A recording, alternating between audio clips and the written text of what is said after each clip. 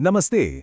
आज के इस विश्लेषण में हम एक ऐसे टॉपिक पर बात करने वाले हैं जो सच कहूं तो हम सबकी जिंदगी का एक बहुत बड़ा हिस्सा है। आज का हमारा मुद्दा है दी सेल्फ कोचिंग सिस्टम। ये सिर्फ कोई फैंसी आइडिया नहीं है, बल्कि एक पूरा रोड मैप है, एक डिसिप्लिन ट्रांसफॉर्मेशन के लिए। सोचिए, हम सब लाइफ में कुछ ना कुछ तो बदलना चाहते ही हैं, है ना? लेकिन क्या सिर्फ सोच लेने से या थोड़ी सी विल पावर लगा देने से काम बन जाता है? बिल्कुल नहीं। शेयर विल पावर और सिर्फ बदलने की चाहत से ना लॉन्ग टर्म चेंज कभी नहीं आता। तो चलिए बिना किसी देरी के इसमें डाइव इन करते हैं और समझते हैं कि आखिर अपने अंदर सच में एक परमानेंट बदलाव कैसे लाया जा सकता है। अब इस प्रॉब्लम को थोड़ा और करीब से समझने के लिए एक रियल कहानी देखते हैं। शुभम का ये कोट देखिए। वो कहता है, मैं बदलना तो चाहता हूं, पर हर बार प्लान बनाता हूं और 3-4 दिन बाद सब भूल जाता हूं। मेरे पास कोई क्लियर रोड मैप ही नहीं है। अच्छा, सच बताइए, क्या ये कहानी थोड़ी जानी पहचानी नहीं लगती? ये एक ऐसी फ्रस्ट्रेशन है ना, जो लगभग हर उस इंसान ने महसूस की होगी जो जेन्युइनली अपने अंदर एक लास्टिंग चेंज लाना चाहता है। शुभम को लग रहा था कि उसकी सारी मेहनत बिल्कुल डायरेक्शनलेस है, बिखरी हुई है, और यही वो कोर प्रॉब्लम है जो हमें अक्सर आगे बढ़ने से रोक देती है।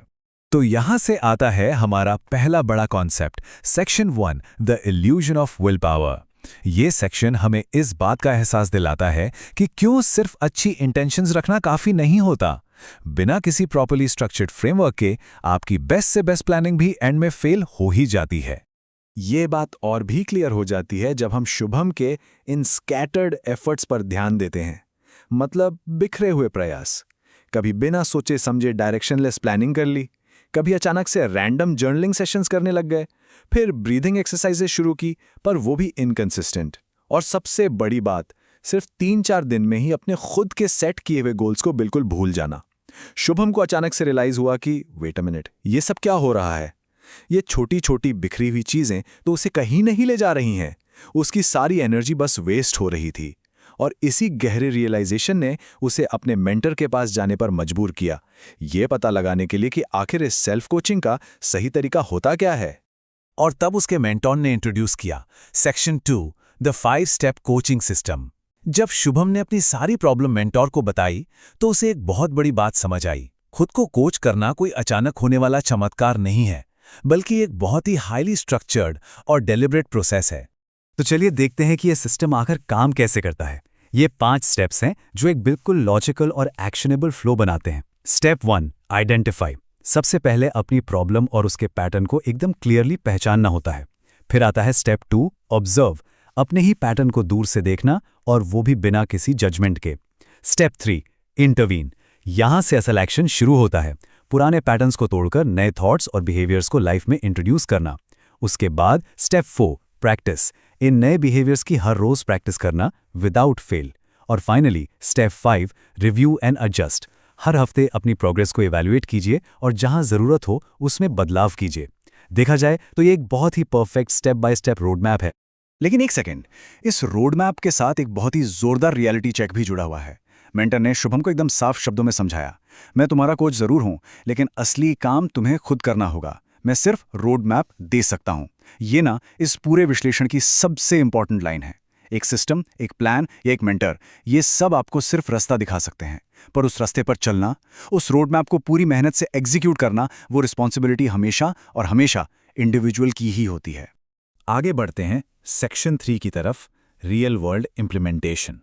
अब रोड मैप तो सामने था, रास्ता क्लियर था, पर सबसे बड़ा सवाल यह था कि इस थियरी को, इन 5 स्टेप्स को असल जिंदगी में अप्लाई कैसे किया जाए। तो शुभम का ये सिस्टम रियलिटी में कुछ ऐसा दिखता था। उसने उन एब्स्ट्रैक्ट से 5 स्टेप्स को उठाया और अपने डेली रूटीन में बदल दिया। कैसे? सबसे पहले उसने एक structured post trading journal fill करना शुरू किया। उसमें वो खुद से बिल्कुल डायरेक्ट सवाल पूछता था, आज क्या गलत हुआ, क्यों हुआ, और नेक्स्ट टाइम मुझे क्या अलग करना है। दूसरी चीज, एक ही बार में सब ठीक करने की जगह उसने सिर्फ अपनी टॉप 3 वीकनेसेस को टारगेट किया, हेजिटेशन, रिवेंज ट्रेडिंग और ओवर कॉन्फिडेंस। तीसरा बड़ा स्टेप, हर सुबह लगभग 10 मिनट के लिए वो अपने साथ एक सेल्फ कोचिंग सेशन करने लगा। बिल्कुल एक प्रोफेशनल कोच की तरह खुद से डायलॉग बनाया। और चौथी चीज थी छोटे छोटे एक्सपेरिमेंट्स, जैसे कि उसने खुद पर स्ट्रिक्टली एक लिमिट लगा दी कि दिन में सिर्फ 3 ट्रेड्स ही लेने हैं। ये चीज हमें दिखाती है कि कैसे एक क्लियर रोड मैप छोटे और डेली एक्शंस में ट्रांसफॉर्म होकर हफ्ते भर में विजिबल प्रोग्रेस दे सकता है। अब आते हैं हमारे आखिरी और सबसे एक्साइटिंग हिस्से पर, सेक्शन 4, द अल्टीमेट ट्रांसफॉर्मेशन। 2 हफ्ते लगातार बिना छुट्टी के इस रूटीन को फॉलो करने के बाद एक ऐसा दिन आया जब मार्केट में एक्सट्रीम वॉलेटिलिटी थी, और यही दिन उसके नए सेल्फ कोचिंग सिस्टम का एक अल्टीमेट टेस्ट होने वाला था। इस पॉइंट पर ओल्ड शुभम और न्यू शुभम का जो डिफरेंस है ना, वो बिल्कुल माइंड ब्लोइंग है। सोचिए, पुराना शुभम ऐसी पागलपन वाली मार्केट वॉलेटिलिटी देखकर बिल्कुल पैनिक कर जाता और बिना सोचे समझे इंपल्सिव रिवेंज ट्रेडिंग शुरू कर देता। पर इस बार नए शुभम ने क्या किया? उसने तुरंत पॉज किया, अपने बनाए हुए कोचिंग नोट्स चेक किए, एक डीप ब्रेथ ली और लिटरली बस अपने बनाए हुए रूल्स के हिसाब से ट्रेड किया। वाओ! ये चीज प्रूव करती है कि जब कोई हाई प्रेशर सिचुएशन आती है, तब आपका मोटिवेशन काम नहीं आता, बल्कि आपका डिजाइन किया हुआ सिस्टमैटिक अप्रोच ही आपको सच में बचाता है। उस इंटेंस और थका देने वाले दिन के आखिर में शुभम को एक बहुत ही प्रोफाउंड रियलाइजेशन हुआ। उसने कहा, आज मैंने सिर्फ ट्रेडिंग नहीं की, मैंने आज खुद को कोच भी किया। ध्यान दीजिए, ये रियलाइजेशन अपने आप में एक बहुत बड़ी जीत है। यहाँ आकर उसकी प्रोग्रेस अब एक्सीडेंटल या तुक्के वाली नहीं रह गई थी, वो पूरी तरह से डेलिबरेट हो चुकी थी। उसने सक्सेसफुली अपने ही सबसे बेस्ट प्रोफेशनल कोच का रोल निभाना सीख लिया था।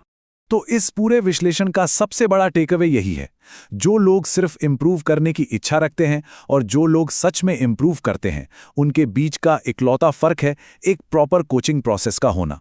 ये एकदम हार्ड हिटिंग और क्रिस्टल क्लियर मैसेज है। सेल्फ इंप्रूवमेंट ऐसे ही हवा में या मैजिकली नहीं हो जाता, उसके लिए एक स्ट्रक्चर्ड सिस्टम, एक ठोस फ्रेमवर्क की जरूरत होती है। तो आज हमने यही सीखा कि सिर्फ अच्छी इंटेंशन होना काफी नहीं है, बल्कि एक सॉलिड रोड मैप तैयार करना सबसे बड़ा कदम है। अब आखिरी सवाल आप सबके लिए, क्या आपका सिस्टमैटिक रोड मैप तैयार हो चुका है या अभी भी प्रोग्रेस सिर्फ बिखरी हुई उम्मीदों के भरोसे चल रही है? इस बारे में जरूर सोचिए और आज ही से शुरुआत कीजिए।